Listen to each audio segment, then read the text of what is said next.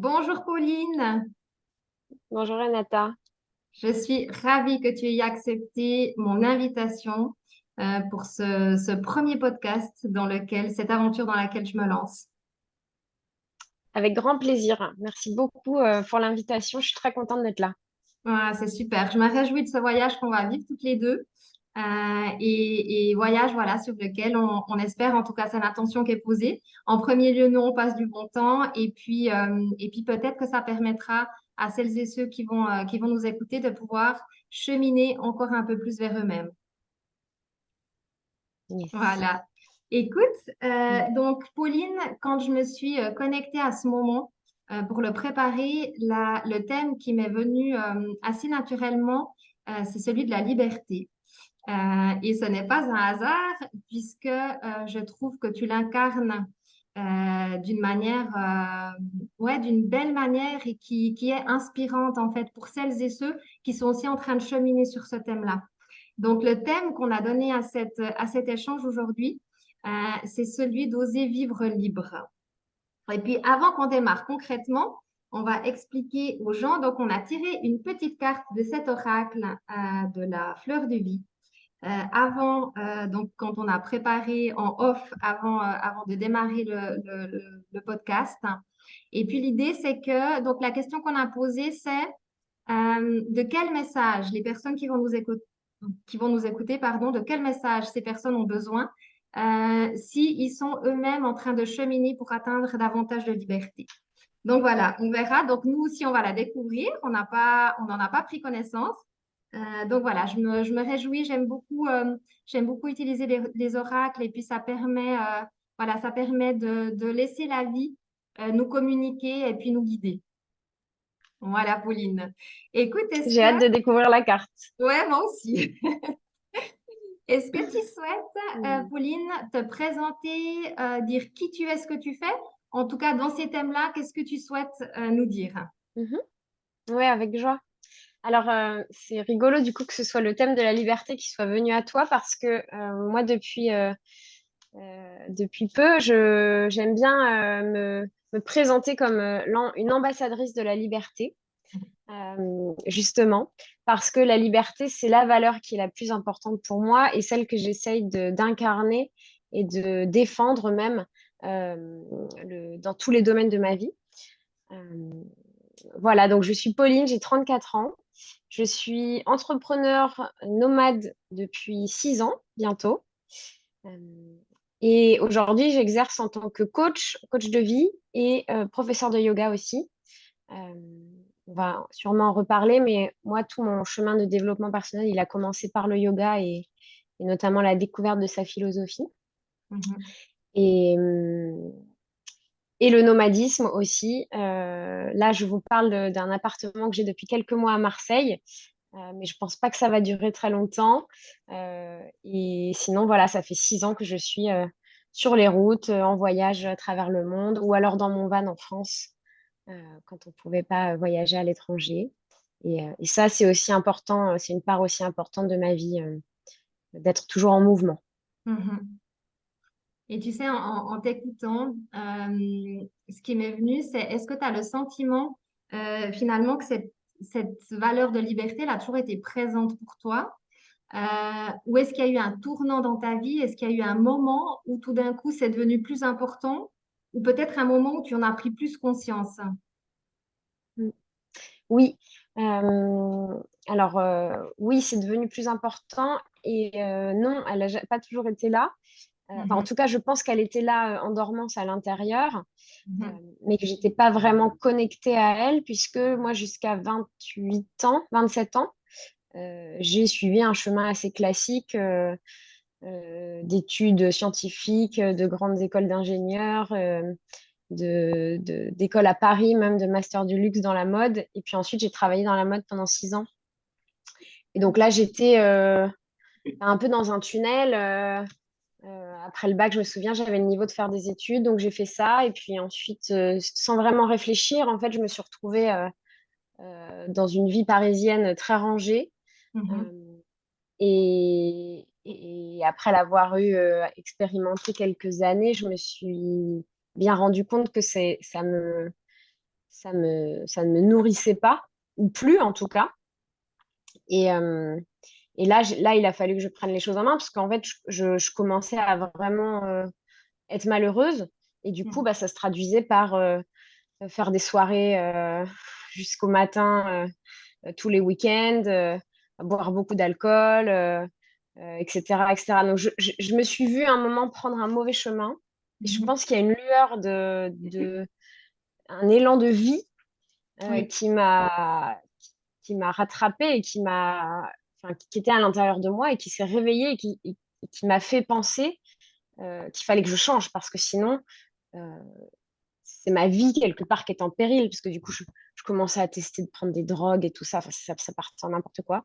mhm. Et, euh, et voilà, et donc à ce moment-là, j'ai décidé de quitter cette vie-là et ne sachant pas ce que j'allais faire du tout Mhm. professionnellement, bah, j'ai fait ce que j'aimais faire à l'époque, donc j'ai suivi mes élans du cœur et je suis partie en voyage. D'accord.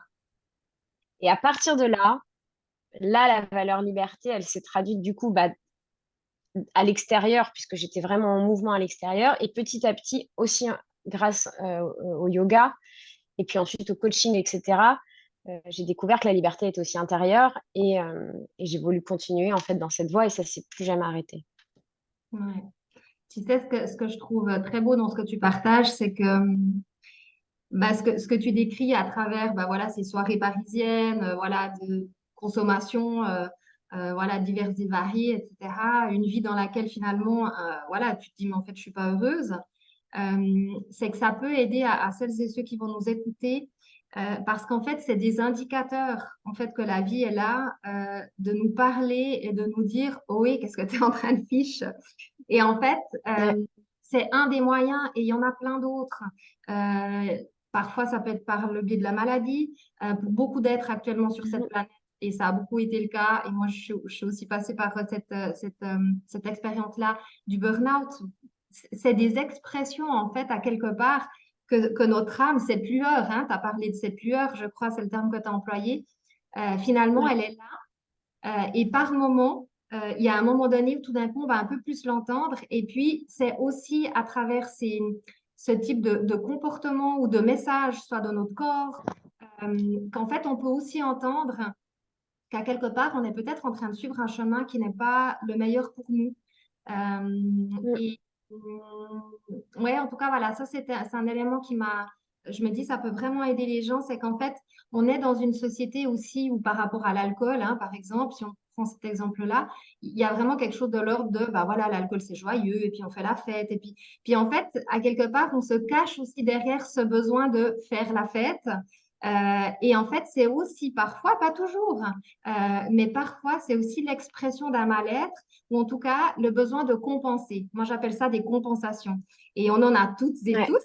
Mais après, quand à un moment donné, ces compensations, elles deviennent vitales à notre Ouais. vie, c'est que peut-être on est en train d'essayer de compenser quelque chose à l'intérieur de nous Ouais. qui n'est pas serein, en fait, qui est malheureux. Enfin, voilà, pour dire les choses clairement, Ouais. quoi.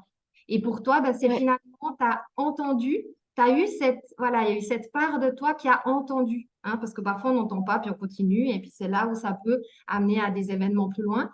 Mais toi, il y a cette part de toi, finalement, qui était quand même plus forte et tu as entendu ce message. Et là, tu as fait quoi? Tu es Mm. parti en voyage.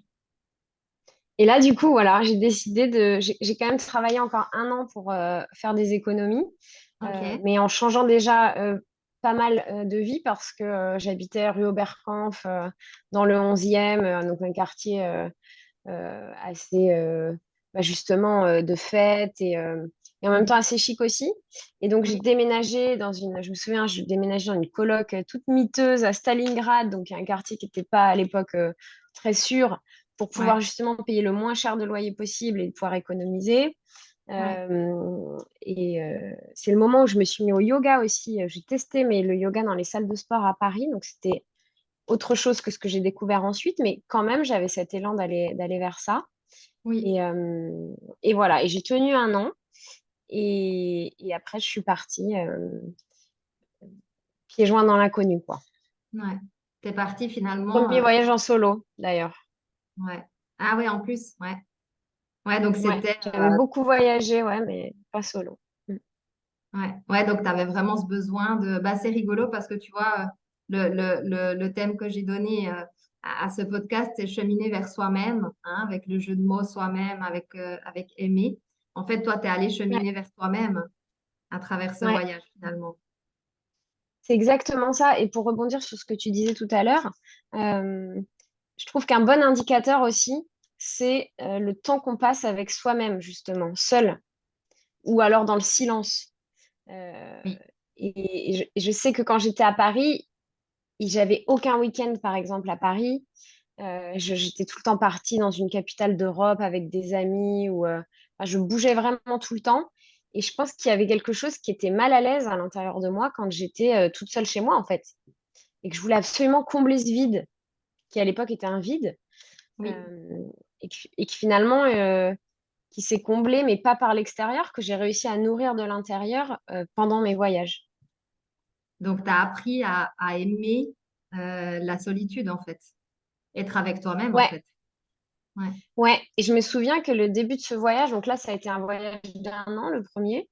Mhm. Les 3 premiers mois, j'étais en Asie du Sud-Est. Donc, je suis arrivée au Vietnam. Ensuite, je suis allée au Laos et au Cambodge. Mhm. Et peut-être c'est important de le dire parce que tout à l'heure, en off, on parlait de la valeur authenticité qui est importante pour nous.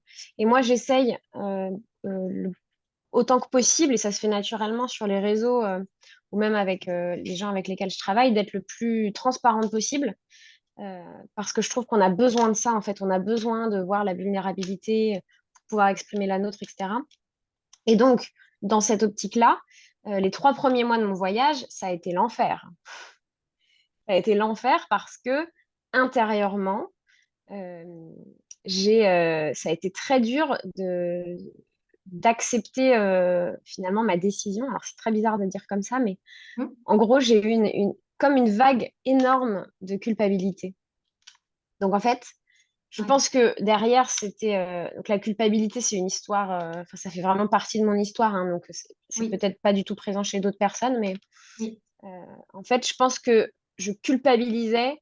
Enfin, quelque chose me disait, mais t'as pas le droit, en fait, de partir comme ça, de tout lâcher seul. Et en fait, le message, c'était, tu n'as pas le droit de faire pour une fois quelque chose juste pour toi. Ouais. Ouais. Et du coup, tout était sujet à culpabilité. Ouais. Donc même dans un resto où je me disais, je voyais les plats à côté de moi et je me disais, oh, j'ai pas commandé le bon plat. Oh, j'ai pas osé parler à ces gens dans l'auberge de jeunesse où je suis. Du coup, le lendemain, ils partent en excursion canoë sans moi. Oh, je suis pas dans le bon pays. Oh, non, non, non, non. Et en fait, tout, et tout le temps, constamment. Donc ça, c'est moi et moi-même, hein, toute seule. Hein. Oui, oui, oui. Et ça m'a un peu gâché, ça m'a un peu gâché le début de mon voyage, hein, clairement. Ouais. Et en même temps, je pense que j'avais besoin de vivre ça pour pouvoir me rendre compte justement de la place énorme que la culpabilité avait dans ma vie. Et je suis arrivée en Nouvelle-Zélande. Ça, c'est la suite de mon voyage en décembre 2017. Et je me Mhm. souviens, je suis sortie de l'avion, j'ai posé le pied par terre et je me suis dit, maintenant, tu te lâches la grappe. Maintenant, Ouais. tu arrêtes. Tu arrêtes de t'en vouloir pour tout, de Ouais. dire que tu n'as pas pris les bonnes décisions. Maintenant, tu arrêtes. Ouais. Et à partir de ce moment-là, j'ai pu prendre cette décision parce que j'avais vu, hein, parce que j'avais eu ces 3 mois avant de tergiversation intérieure. À partir de ce moment-là, ça a été mieux. Je dis pas qu'en un clin d'œil, la culpabilité est partie, hein, pas du tout. Mais au moins, j'avais comme un pouvoir dessus. J'arrivais à me dire, non, là, tu es en train d'aller là-dedans. Arrête, en fait. Laisse passer cette pensée, ça va passer, c'est bon. Ou cette émotion. C'est ça. Et ouais. Et tu vois ce Donc que... oui, faire les Ouais. choses pour soi, avec soi, juste pour soi, quoi.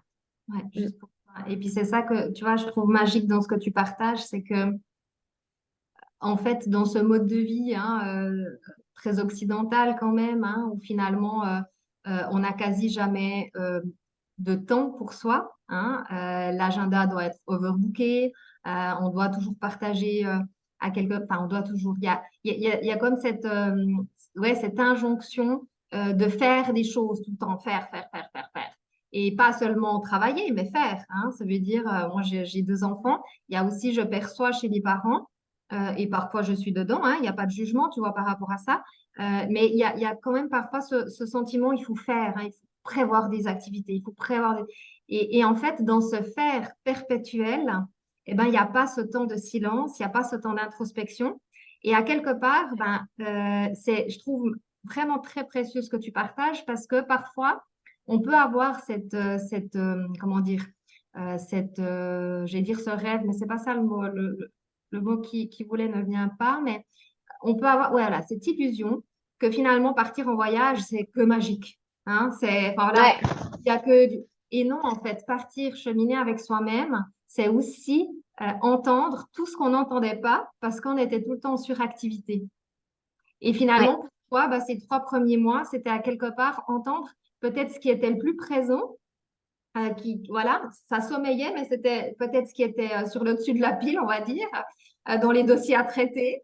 Et finalement, dans ces 3 premiers mois, c'est cette culpabilité. Et puis la culpabilité, je pense, voilà, petite parenthèse, c'est vraiment euh, comment dire, quelque chose qu'on a beaucoup à libérer hein, aussi collectivement hein, sur cette planète. Et puis les femmes, on porte aussi beaucoup, ouais, on nettoie beaucoup, je pense, en ce moment, encore beaucoup de culpabilité.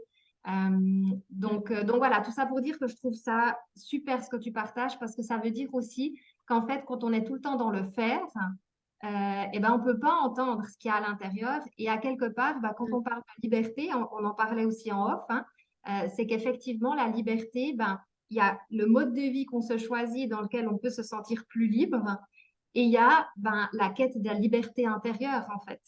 Et toi, quelque part, voilà, quand je te demande quand est-ce que ça a démarré, ça a démarré par un choix dans la matière extérieure, mais qui t'a amené en fait à cheminer vers ta quête intérieure, vers ta ouais, liberté, quoi. Enfin, ouais, euh, ouais, exactement. Et justement, au fil des années, comme ça, parce que ça va faire 6 ans que je suis sur ce chemin-là, oui.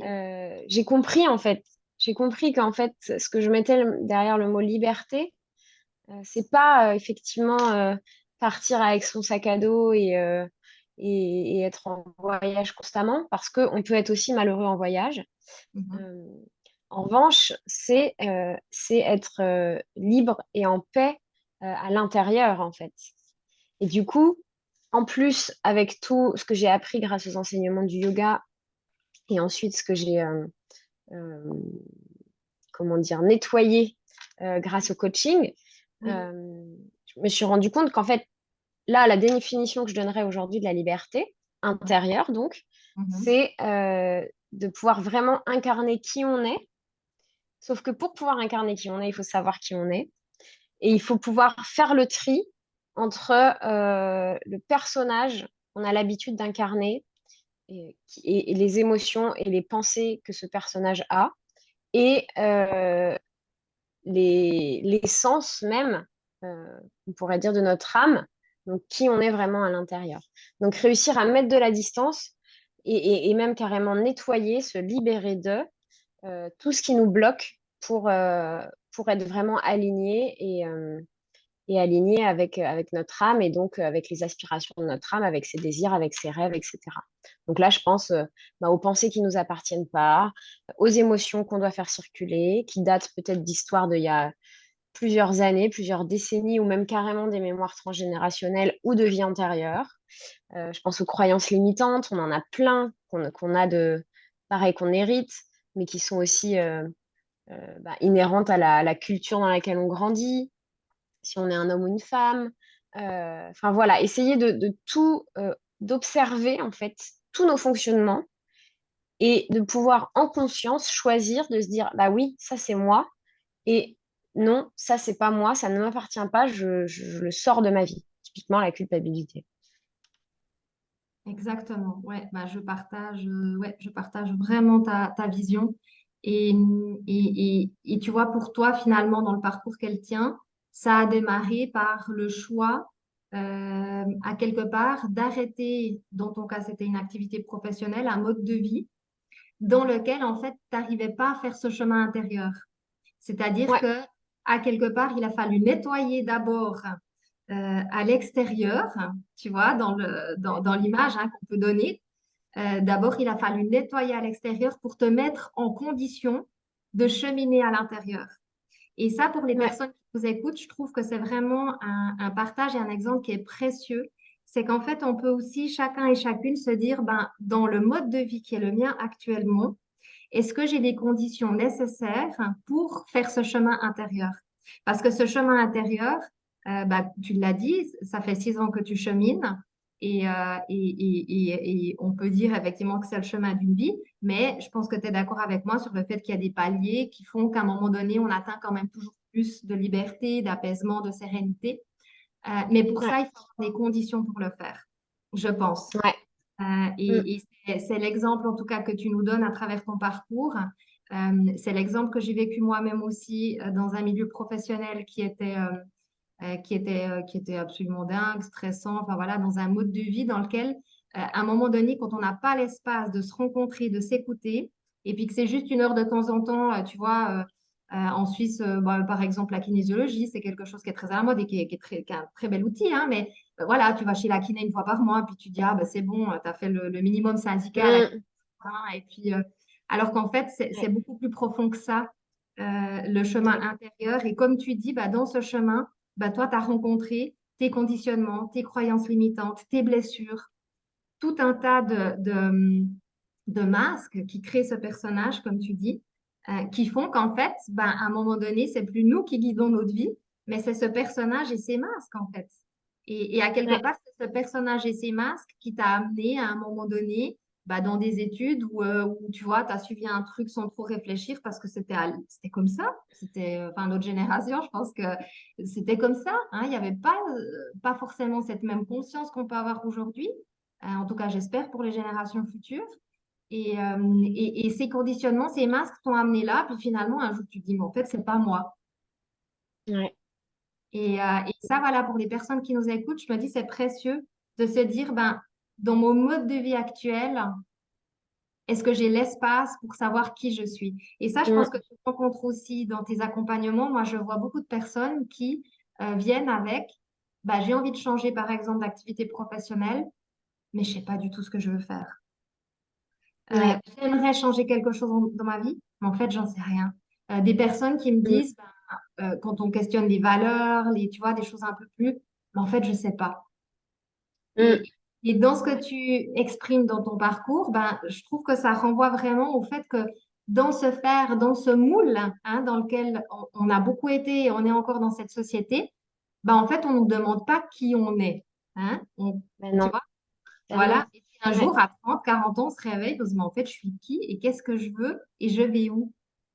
Et Ouais. c'est là où le coaching est magique. Oui, tout à fait. C'est vrai qu'on nous pose la question quand on est petit de qu'est-ce qu'on veut faire plus tard? Et Mhm. puis après, on grandit et on n'a plus ces questions, en fait. Qui on veut être, qu'est-ce qu'on veut faire. Mhm. Et, euh, et effectivement, euh, ouais, c'est important de savoir s'entourer aussi de personnes qui sont dans cette démarche, ou en tout cas qui ont un intérêt pour l'épanouissement personnel. Oui. Et je te remercie de pointer ça du doigt parce qu'effectivement, l'environnement dans lequel on est, il est primordial quand on est sur un chemin comme ça d'épanouissement. Euh, Moi, je le vois effectivement moi, je vois aussi enfin, tu parles de la vie professionnelle, par exemple, mais c'est aussi important de questionner aussi les amis et aussi le type d'environnement. Moi, je vois que quand je suis en nature, c'est beaucoup plus facile pour moi d'être connectée, d'être dans l'introspection, etc. En ville, c'est beaucoup plus dur. Il y a du bruit, il y a pas cette énergie, ce prana, cette énergie vitale qui est présente partout dans la nature. Et du coup, c'est très difficile enfin, c'est plus difficile de s'en nourrir pour nourrir cette quête justement de liberté intérieure. Oui. Et ce que je voudrais aussi préciser, pour être vraiment 100% transparente, c'est que avant de partir de Paris, j'ai commencé une psychanalyse. Donc j'ai été, je pense, 3 ans, 2 ou 3 ans, je pense, en psychanalyse à Paris, Mhm. avant de pouvoir partir. Et c'est Mhm. aussi grâce à ça que je me suis rendu compte de plein de choses, que je me suis rendu compte de tous les environnements toxiques dans lesquels j'étais. Je parle du boulot, mais je parle aussi de la vie perso et de Oui. la vie amicale d'ailleurs. Oui, Donc, c'est pas un matin où je me suis réveillée. Enfin, si, un matin, je me suis réveillée et je me suis dit, là, Pauline, tu te souviens pas ce que tu as fait hier soir dans la soirée. C'est chaud, c'est dangereux. ouais, Euh, et en même temps, j'avais eu quand même ces 3 ans de psychanalyse derrière qui m'ont permis de comprendre en fait pourquoi j'en étais là. ouais, Et donc, en ayant ces clés-là, en ayant cette connaissance-là, parce qu'on parle vraiment de connaissance de soi, hein, oui. j'ai pu prendre la décision.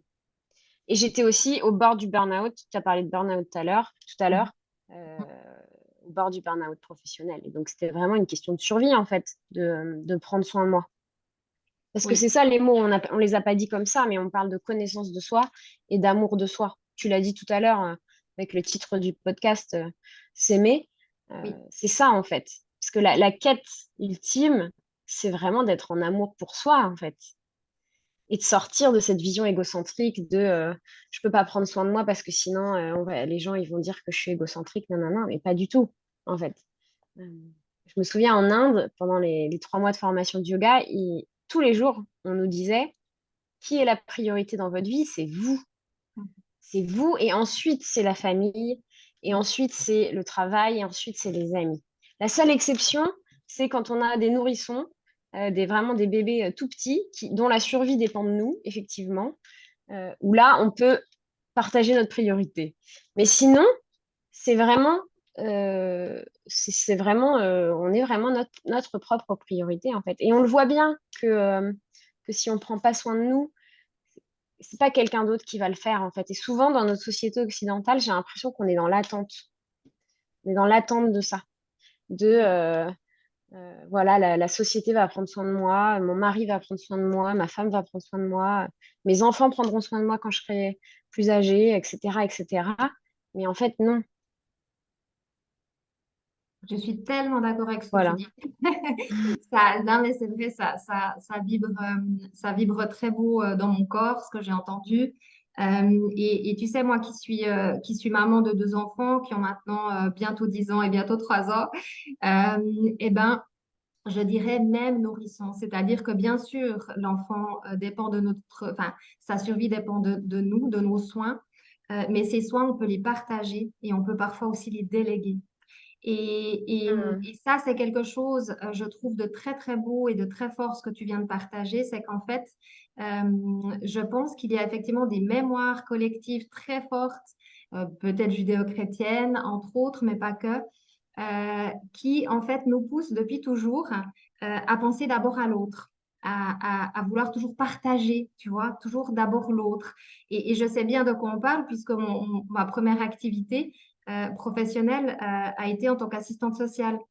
Donc, tu vois, je suis pas restée, je suis pas très éloignée de ce que je faisais, mais avec un sens complètement différent, puisque j'accompagnais des personnes qui ne demandaient pas d'aide. Tu vois, on appelle ça dans le jargon du travail Ok. social, on appelle ça l'aide sous contrainte.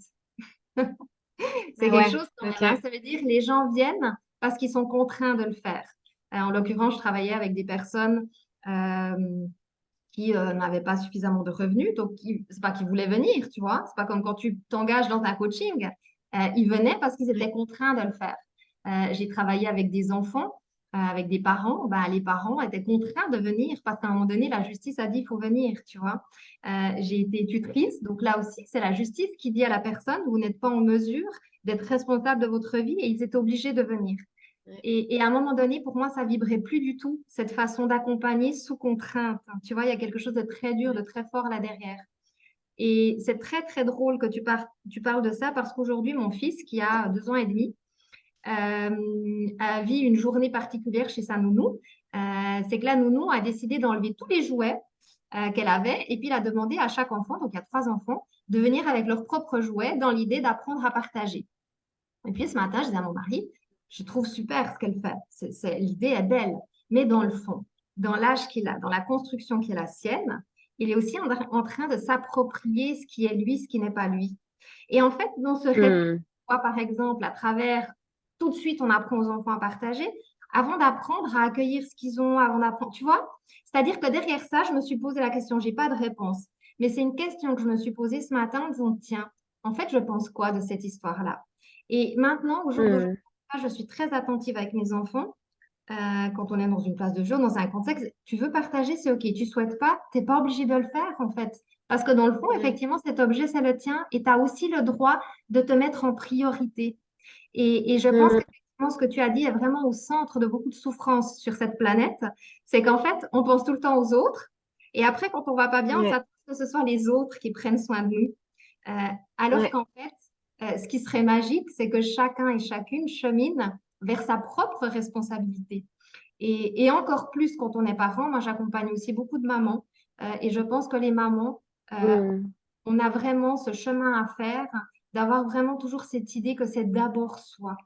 ouais, Et peut-être que dans un premier temps, tu sais, les mamans, quand je leur dis ça, elles peuvent l'entendre uniquement quand je leur dis, mais parce qu'en fait, vous serez une meilleure maman ouais, si vous prenez d'abord soin de vous. Et là, elles sont OK. Et une fois que le chemin d'amour, il est suffisamment entamé, un jour, elles peuvent se dire, en fait, je prends soin de moi juste parce que je m'aime suffisamment, tu vois? ouais, Mais pas pour être ouais, une meilleure maman, mais juste parce que je ouais, m'aime suffisamment pour prendre soin de moi.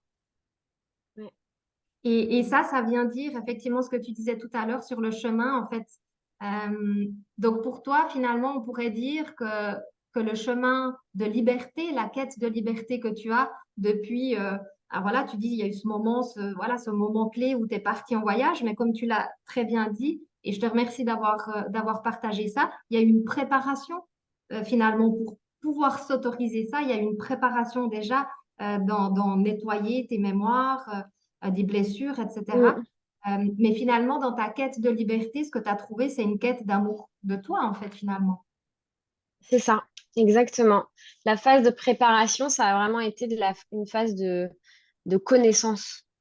Je pense Mhm. qu'on peut pas, enfin, c'est difficile de s'aimer soi-même et d'ensuite d'aller vers une liberté intérieure si on ne sait pas qui on est, en fait.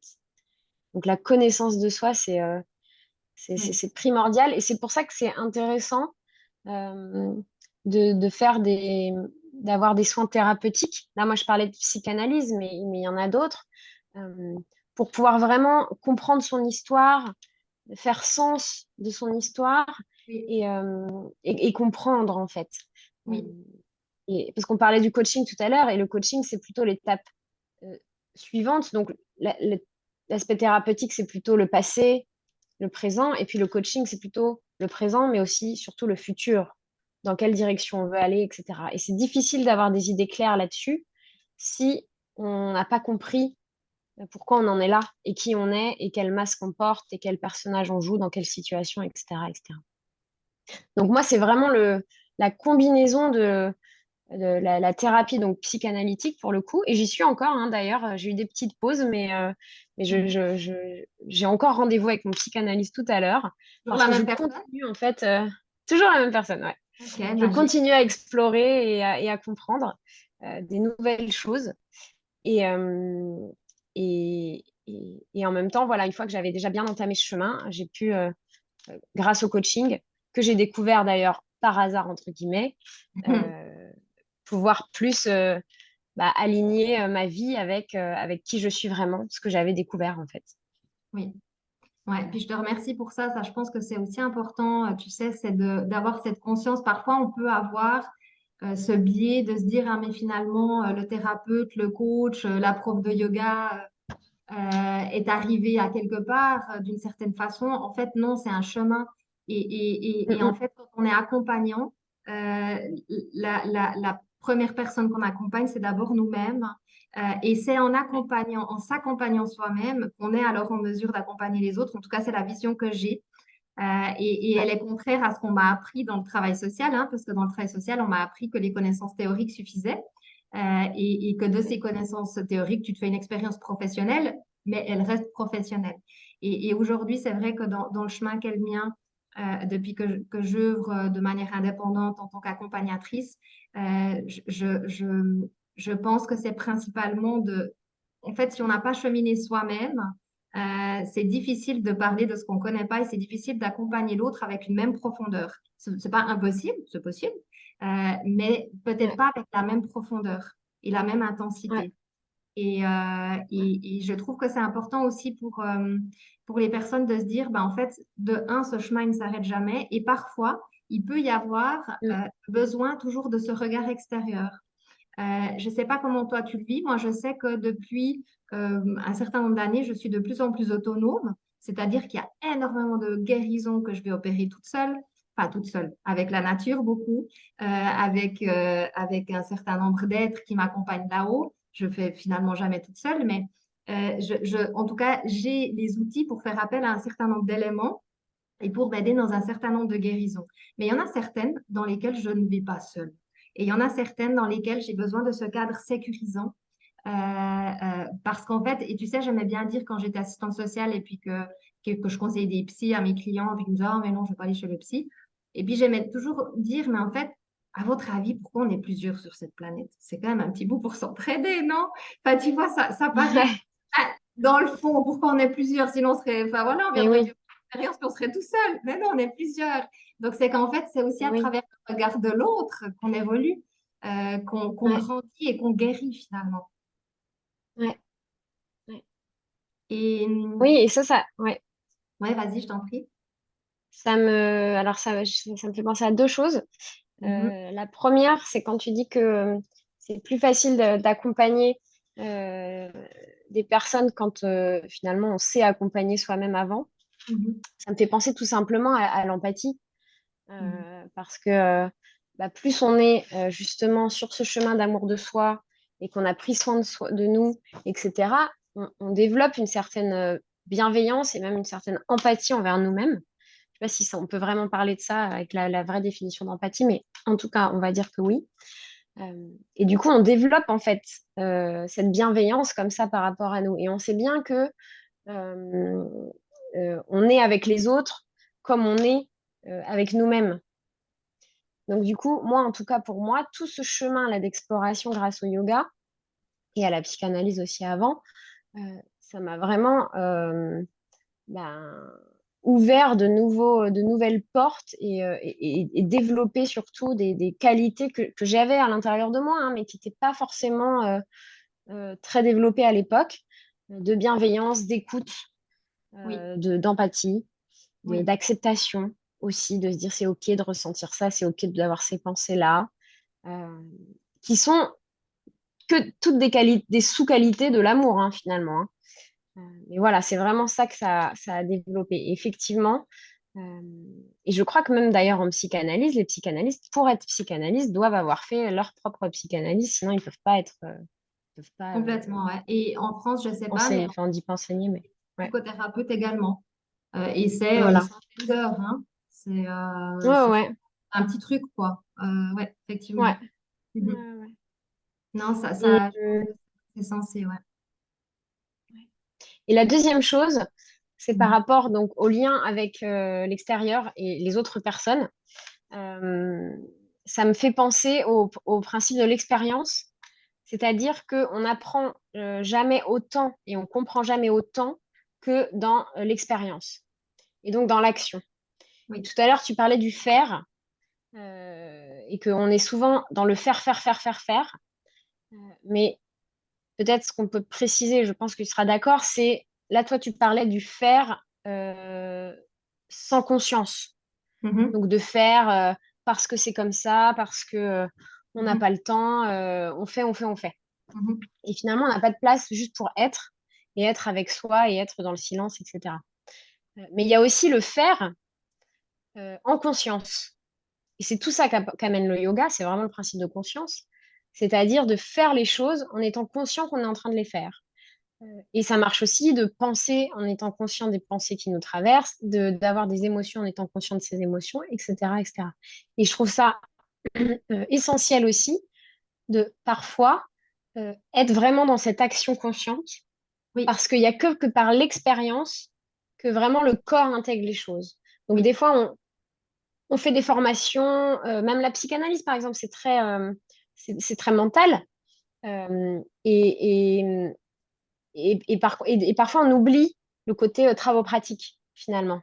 Mais Mhm. on ne comprend et on intègre les choses, en tout cas, c'est ce que j'ai vécu moi dans mon expérience, que justement par l'expérience. Donc, quand on y va, quand on se dit, allez, là, j'ai compris que dans cette situation, je réagis comme ça, eh ben, je vais me remettre dans la même situation ou une situation similaire pour voir si je réagis encore comme ça. Maintenant que j'ai cette connaissance, je vais pouvoir peut-être agir différemment.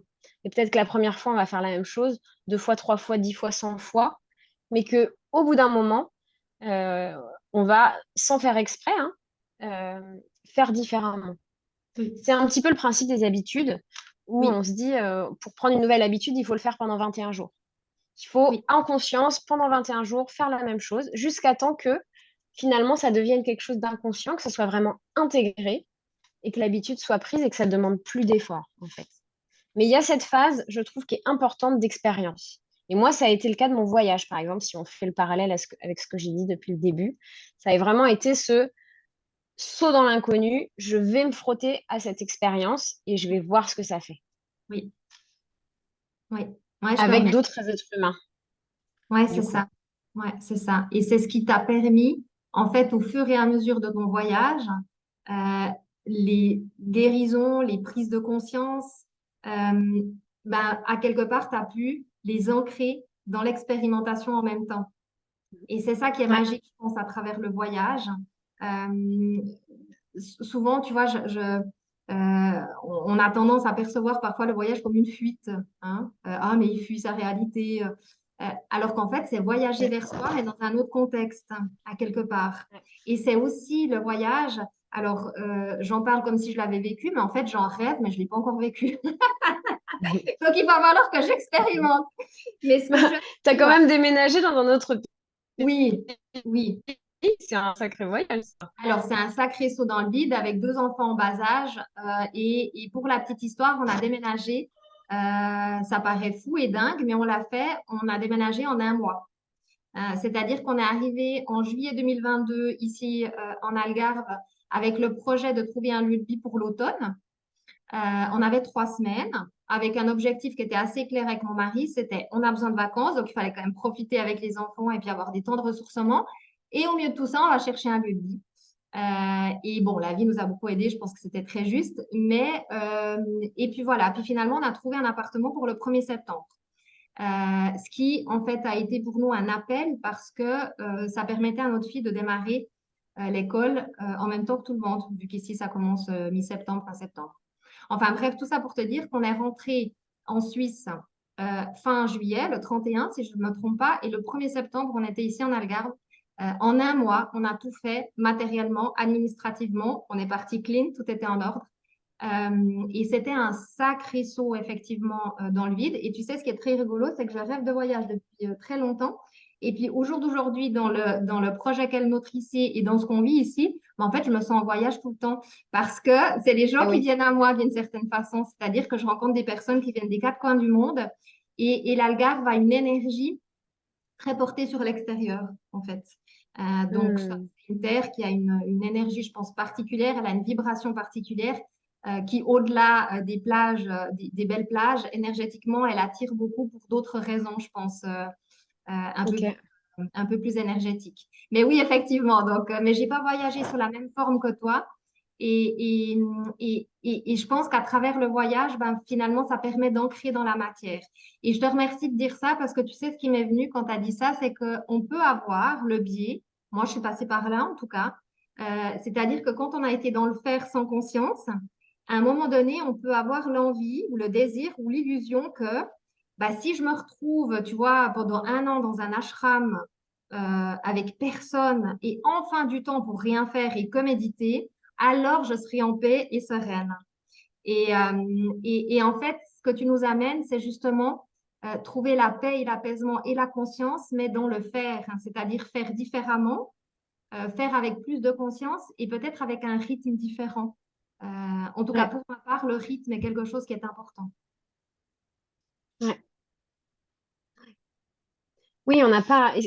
En fait, il faut vraiment être à son écoute, parce qu'on a tous des rythmes différents, on a tous des rêves différents. C'est ça. Euh, et c'est vrai que ça fait rêver de partir en voyage en solo, de faire le tour du monde et tout, mais il n'y a pas besoin de faire des choses aussi qui en jettent autant sur le papier. On peut très bien voyager tout simplement, hein, pour une fois aller rencontrer son voisin, en fait. Un voisin auquel on dit jamais bonjour, et là on se dit, allez, on va essayer de faire connaissance. Et ça, déjà, c'est un voyage en soi, en fait. Et c'est Complètement. important en parlant de rythme, d'y aller vraiment à son rythme et de faire vraiment pas à pas et toujours de s'écouter, hein. Vraiment, la base, c'est d'être connecté à soi on revient à se mettre en priorité et à l'amour de soi, en fait, tout simplement. Exactement. Et d'être très à l'écoute parce qu'en fait, c'est comme tu dis, c'est le voyage qu'on a fait, hein. C'est vraiment dès le moment où on va nettoyer les blessures, les émotions, les mémoires, quelle que soit leur source, leur provenance, à ce moment-là, on va davantage à être connecté à qui on est. Et puis derrière le qui on est, il y Ouais, a des valeurs et il y a des besoins. Et quand on a pu mettre sur papier, en fait, moi, j'ai besoin de, tac, tac, 2 points, et puis on coche, à ce moment-là, on peut ouais, construire une vie dans laquelle, en fait, on va pouvoir se respecter. Et quand on se respecte suffisamment, qu'on respecte ses besoins, alors à ce moment-là, on est en train de se donner de l'amour, hein, en fait. Et, ouais, euh, et ça, c'est vrai que voilà, c'est un des chemins qui est vraiment magique parce que dès le moment où on est au clair sur ses besoins, la vie, elle change fondamentalement, en fait. Et après, on a le choix par moment de mais les oui, écouter ou pas, mais en fait, la vie, elle change complètement. Avant ça, on est perdu ouais, à quelque part. Et puis, je ne sais pas si tu partages ça, mais moi, j'ai l'impression, pour aussi les personnes qui nous écoutent, c'est de se dire, ben, en fait, si des personnes en ce moment vivent des périodes difficiles, vivent des périodes de burn-out, vivent des périodes de doute, des périodes de souffrance, et ben, c'est aussi de dire, parfois, c'est quand on se perd vraiment qu'on va se trouver ouais, davantage. C'est pas un passage obligé, mais c'est une des propositions qui est faite ici sur cette planète. Et c'est aussi de passer par ouais, là sans la culpabilité, justement. J'ai pas assez bien fait, je me suis ouais, pas écoutée, j'ai pas pris soin de moi. En fait, on fait ouais, chacun et chacune juste comme on peut, mm, ouais. en fonction de qui Je on est, peux, je peux, ouais. Je peux partager une expérience, si tu veux, justement par rapport à ça.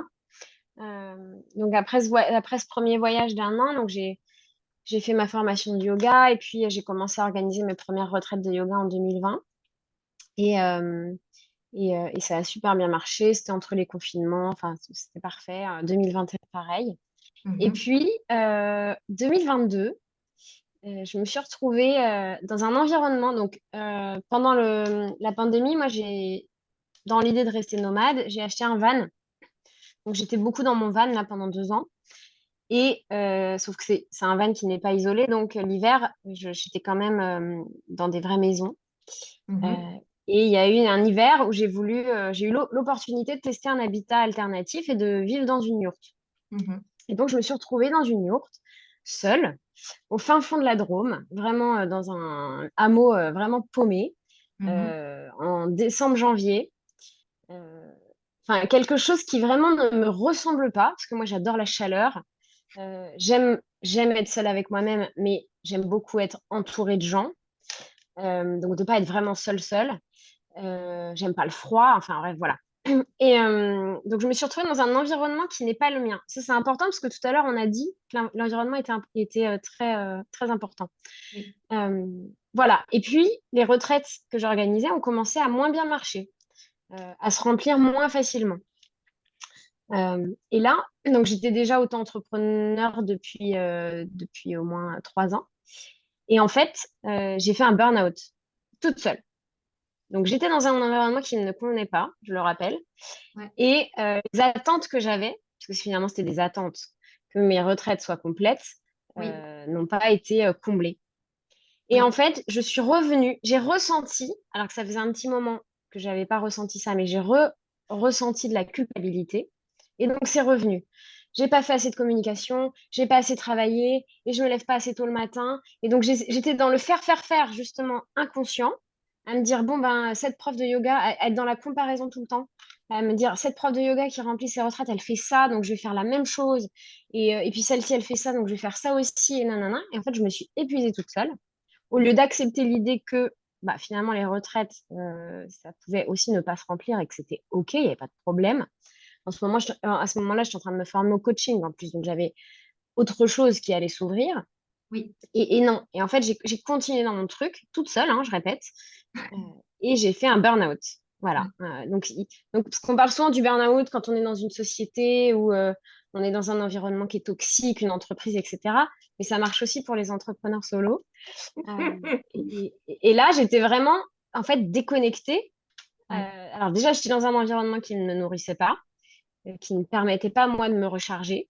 Ouais. Et finalement, ça a commencé à aller mieux quand j'étais au printemps, quand je pouvais aller marcher, faire des randos en nature, évidemment, et quand le soleil est revenu.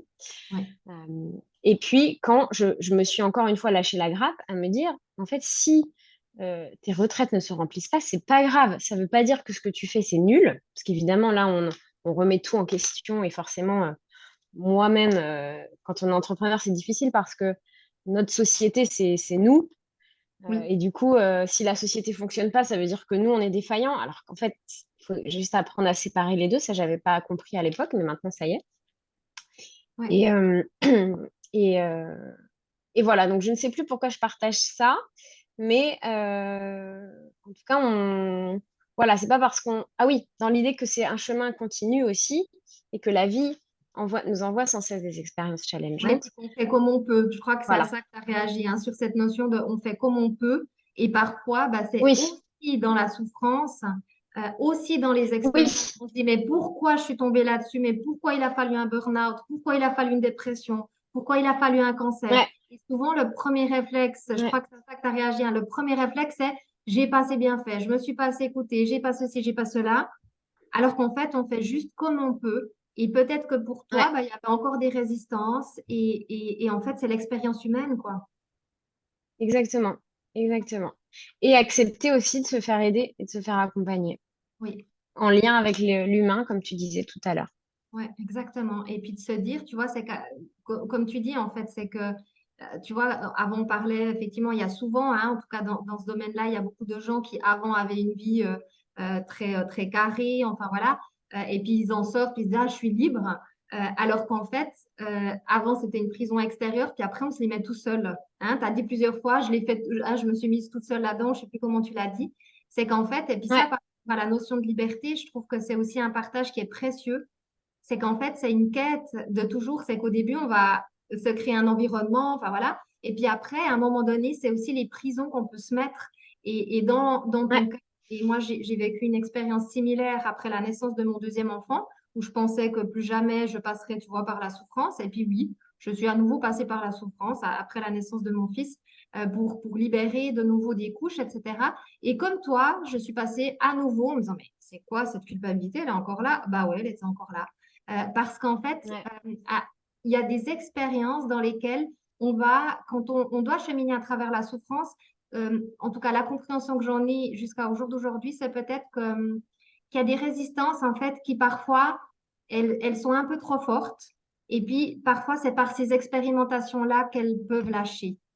Euh, ouais, et et c'est OK si des fois, ma foi, on doit passer par là, on va essayer d'éviter, on fait du mieux qu'on peut. Mais j'aime beaucoup, moi, cette notion, en tout cas, de on fait du mieux qu'on peut, en fait. ouais, Et s'apporter quand c'est possible. Et puis, quand on n'arrive pas à être bienveillant avec soi, ben, ma foi, on fait comme on peut aussi, tu vois. Mais à travers ouais, cet exemple, je trouve que ouais, c'est important de le dire parce que parfois, on peut avoir le sentiment de l'extérieur que le coaching, la spiritualité, le développement personnel, eh ben, tout est beau, tout est rose. Puis à un moment donné, on atteint un niveau qui fait que tout va bien. Ben non, on continue à cheminer. Par contre, on a les outils, on se connaît ouais, mieux, on sait plus qui on ouais. est et c'est quand même plus facile. Ouais. C'est toujours inconfortable, mais on peut trouver un petit peu de confort quand même là-dedans. C'est ça. Ouais, Ouais. Et exact. surtout, on sait que ça va passer. On Ouais, sait que c'est pas juste une nouvelle situation qui va durer des années. On sait que c'est impermanent. c'est ça, exactement. Tout passe. Ça, c'est un Ouais. message important à toujours faire passer. Tout passe Ouais, toujours. Tout finit par passe passer. toujours. Même si quand on Eh est oui, dedans, eh on oui. peine à y croire et puis on peine à voir la lumière et c'est bien normal parce que quand on chemine hein, comme ça, il peut y avoir des moments où on est dans l'obscurité et puis il y a tellement d'obscurité, on visite tellement nos ombres que du coup on peine à voir la lumière et puis on l'aperçoit plus. Mais ça, c'est normal. Voilà, c'est normal. Et ça, je trouve que c'est important de le dire parce que quand on le traverse et qu'on n'est pas accompagné et qu'on n'a pas ce regard-là, bah, c'est là où le mental peut prendre beaucoup de place et puis on peut être dur avec soi et puis du coup, c'est plus, ouais, ça peut être plus long et puis si on peut se l'éviter, c'est sympa, quoi. Ouais, bah oui, bien sûr. Parce que comme tu l'as dit, on n'est pas seul en fait. On n'est pas seul sur cette terre, donc c'est bien pour une raison. Bah ouais, exactement. Et On, puis on pour peut le faire seul, hein, sauf qu'à plusieurs, ça va être beaucoup plus rapide et beaucoup plus confortable en fait. c'est ça, exactement, c'est plus doux. Ouais, Mm. totalement. Et On n'a ça, pas besoin d'être des guerriers. Ouais. c'est ça. Et ça, on peut avoir des croyances, hein, encore beaucoup dans cette société de l'ordre de je dois y arriver tout seul, j'ai pas besoin des autres, de toute façon, je ne peux compter que sur moi. Hein. Souvent, quand il y a cette croyance, je ne peux compter que sur moi-même, et ben du coup, dans la réalité, qu'est-ce qui se passe? Et ben voilà, on ne trouve pas Ouais. les aides extérieures. Et pour ma part, c'est une croyance sur laquelle j'ai pas mal cheminé, donc je sais de quoi je parle. Mais oui, Mm. effectivement. Et puis, je voulais te demander, encore Pauline, peut-être, on a beaucoup parlé de ce chemin intérieur, de sa liberté.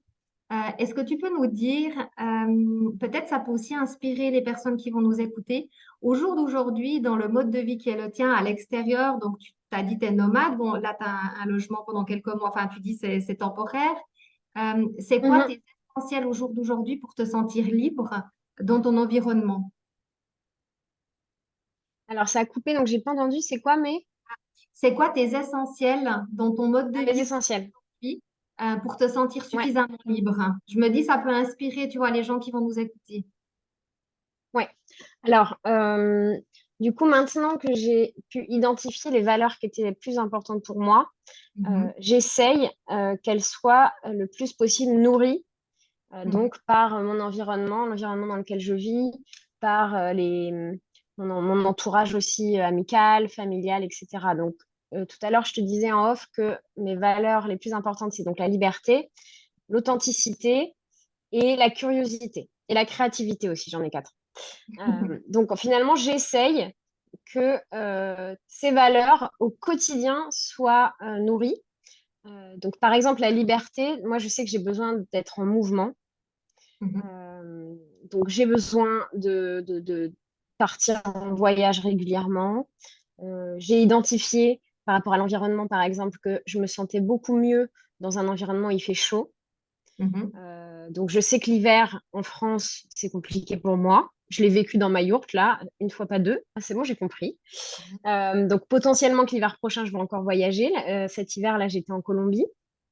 Euh, Après, au niveau du rythme, bah, je sais que moi, je suis pas du matin, par exemple.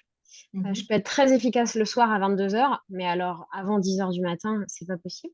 mhm, Donc, bah, j'ai décidé en conscience que je ne travaillerai pas avant 11 heures. C'est pour ça que ce matin, on s'est donné rendez-vous à 11 heures et pas avant.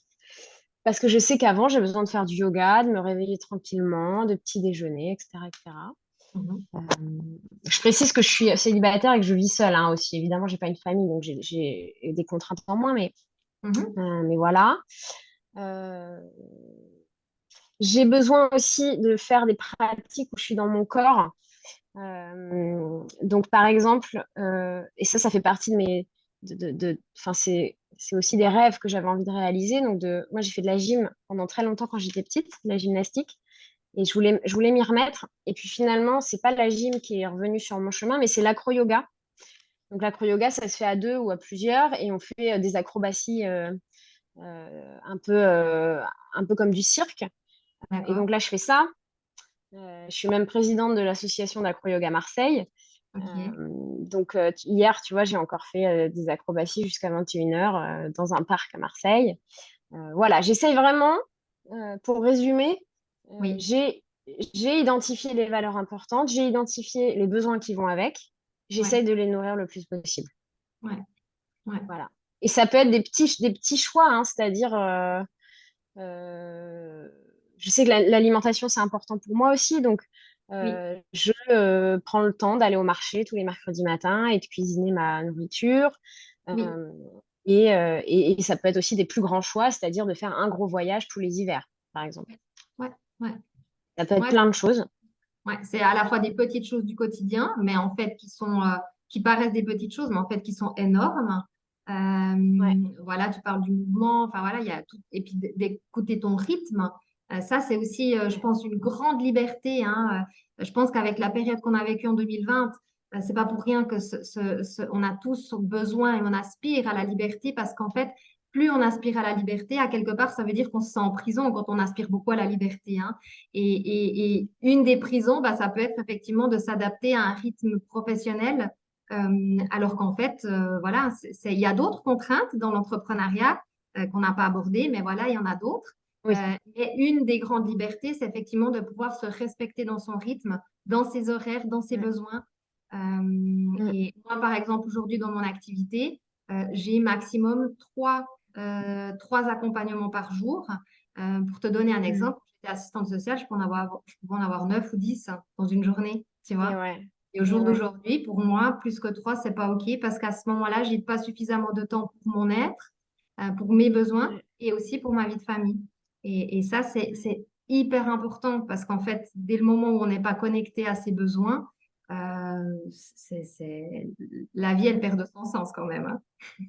Ouais. Et puis la qualité de ton travail aussi. Ah, J'imagine qu'au bout de 9 accompagnements, tu étais forcément moins en présence et moins en écoute, de et, fait, par évidemment, manque d'énergie.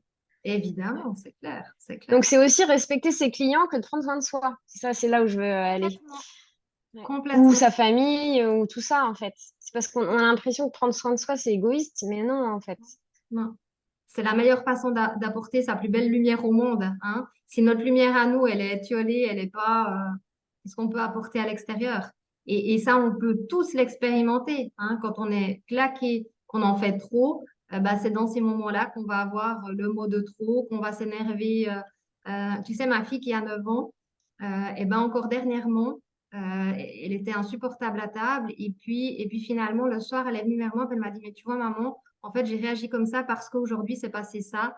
Et puis, du coup, ben voilà, c'est sorti comme ça à Hmm. table. Mais parce que elle commence à prendre vraiment conscience et puis on essaie de l'accompagner du mieux qu'on peut en étant des parents imparfaits, je le précise, qu'en fait, effectivement, suivant ce qu'on vit, on peut à un moment donné, ça peut sortir dans un contexte qui n'a rien à voir en fait avec celui qu'on voulait. Et ça, on l'expérimente tous les jours. Ouais. Donc non, on n'apporte pas le Ouais. meilleur de nous quand on est claqué et puis qu'on ne s'est pas senti respecté, puis qu'on a vécu une journée difficile, quoi. Donc quand c'est comme Ouais. ça tous les jours, on peut imaginer à quoi on peut Mais se oui. sentir, quoi. Donc, Ouais. et puis Pauline, je voulais te Hmm. demander une dernière chose avant qu'on découvre cette carte. Est-ce qu'il y a quelque chose là maintenant qui descend à toi, un conseil, quelque chose qui te tient à cœur, pour les personnes qui nous écoutent et qui sont peut-être aussi en quête de liberté? Oui. Je pense que, on l'a un petit peu déjà dit, mais le plus essentiel, c'est de prendre du temps pour vous, Ouais. d'être en présence avec vous-même, ou même d'être en présence avec vous-même entouré d'autres personnes si vous ne pouvez pas être juste avec vous-même seul. Mais vraiment, vous être dans cette démarche de vous tourner vers l'intérieur et de vous dire, OK, et d'observer en fait. La première étape, c'est vraiment observer ce qui se passe à l'intérieur de vous. Donc, Ouais. observer les pensées qui vous traversent, observer les émotions que qui circulent en vous, les laisser sortir, ça c'est important, et pas ravaler sa colère, par exemple. Mhm. Euh, Parce que sinon, ça va rester emmagasiné et puis ça va sortir, comme tu disais, au mauvais moment, au mauvais endroit. Mhm. Et voilà, mais vraiment commencer par observer Mhm. et prendre de la distance et pas se juger. On reste évidemment dans la bienveillance et essayer déjà d'avoir en tête que euh, on n'est pas, vous n'êtes pas vos pensées et vous n'êtes pas vos émotions. Elles font que passer. Elles peuvent être générées par plein de choses qui dépendent pas de vous. Donc prendre de la distance avec ça. Et petit à petit, ça va vous permettre de d'identifier qui vous êtes vraiment à l'intérieur, ce qui vous appartient et ce qui vous appartient pas. Merci beaucoup, Pauline, pour tout ça déjà. Et puis, on Avec va joie. La carte, car la proximité. proximité. C'est drôle. Oh. Alors, je vais. Donc, je savoure à présent le cadeau de la proximité. Je le transmets également aux autres. Hmm. La fleur de la proximité dirige maintenant les vagues bienveillantes de la sécurité dans ta direction. Elle conforte ton désir de contact. Tu te rapproches de toi-même. Ce faisant, tu t'ouvres également à la proximité de tes semblables. Grâce à ces vagues bienveillantes, les personnes avec lesquelles tu voudrais vivre en proximité aborderont ta vie. Tu te sens tellement bien en leur compagnie que tu peux accepter leur offre de proximité facilement et avec joie. Grâce à l'aide de la fleur de vie, Hmm. tu parviens à un niveau plus intime de proximité. Tu peux la distinguer dans toutes les formes du vivant. En fin de compte, tu te sens proche de chaque être vivant. Cette réalité illumine et fait rayonner ton cœur. La relation d'une pulsation cardiaque à une autre est l'un des cadeaux précieux que cette carte te réserve. S'y ajoute la sécurité ainsi qu'une sensation de bien-être absolu. La fleur de vie construit une sphère si puissante et si protectrice autour de toi que tu parviens à ressentir une proximité agréable et profondément fédératrice à chaque instant. Tu comprends ainsi, sous un aspect totalement nouveau, que tu fais, tout comme tous les autres êtres vivants, partie du grand dessein créateur, que tu es en relation avec tous les autres. La proximité deviendra ainsi une évidence pour toi. Hmm. Qu'est-ce que ça t'évoque? Waouh. C'est beau, Et je hein? trouve que ça résonne bien avec ce qu'on s'est dit, du Ouais. lien avec les autres Ouais, et finalement de se rapprocher de soi-même pour pouvoir se connecter aussi aux autres et au monde. Et, euh, et, et ça m'évoque que je pense qu'on a besoin de passer par une guérison individuelle pour arriver ensuite à une guérison collective. ouais. Et j'encourage du coup bah voilà, les gens à faire ce travail intérieur tout simplement pour ensuite rayonner, comme tu disais, sa lumière au monde. Et, et que si chacun rayonne sa lumière comme ça et se sent mieux dans ses baskets, hein, tout simplement, et le monde va aller mieux en fait, tout simplement. Et il y a une notion de responsabilité, moi je trouve, qui est intéressante aussi là-dedans. Mhm. Ouais, tout à fait. Je te remercie de tout cœur, Pauline, vraiment, pour cet Merci Renata. ouais, euh, qui a été un très, très beau voyage dans lequel la vie nous a embarqués dans quelque chose de très profond, je trouve, dans lequel j'ai eu beaucoup de plaisir et je suis certaine que tout ce que tu nous as partagé, ton expérience et le cheminement qui a été le tien à travers cette valeur, voilà, fondamentale pour toi de la liberté, je suis persuadée qu'elle aidera et puis qu'elle permettra à des personnes de cheminer aussi, de leur donner peut-être l'inspiration, l'impulsion pour continuer le chemin. Et puis voilà, et puis je te remercie, je l'ai fait en off, mais je le fais aussi maintenant. Te remercier pour ton authenticité, tout ce que tu partages avec cette belle énergie d'authenticité, je trouve qui est très, très, très précieuse pour que les personnes qui sont derrière leur écran, parce qu'il y a quelque chose quand même de très impersonnel hein, à travers observer des choses à travers son écran. Et quand il y a des êtres comme toi qui partagent avec une telle authenticité, je trouve que ça permet réellement de cheminer. En tout cas, ça donne des pistes pour que les personnes puissent cheminer aussi vers leur authenticité, en fait. Et puis, je trouve que quand le développement personnel, la spiritualité, le coaching, le yoga se mêlent à l'authenticité, eh ben, ça donne vraiment quelque chose de magique. Hmm. Merci de tout Merci beaucoup. cœur. C'était un plaisir pour moi de partager avec toi. Et je voudrais aussi te dire bravo de lancer ce podcast. Et merci pour toutes les bonnes ondes qu'il va apporter au monde et à tout ce que ça va permettre de partager et toutes les petites lumières que ça va allumer à l'intérieur des gens qui vont l'écouter. Merci Ouais, beaucoup. le sens profond qui est derrière. Mm. Merci de tout cœur, Pauline. À tout bientôt. À bientôt.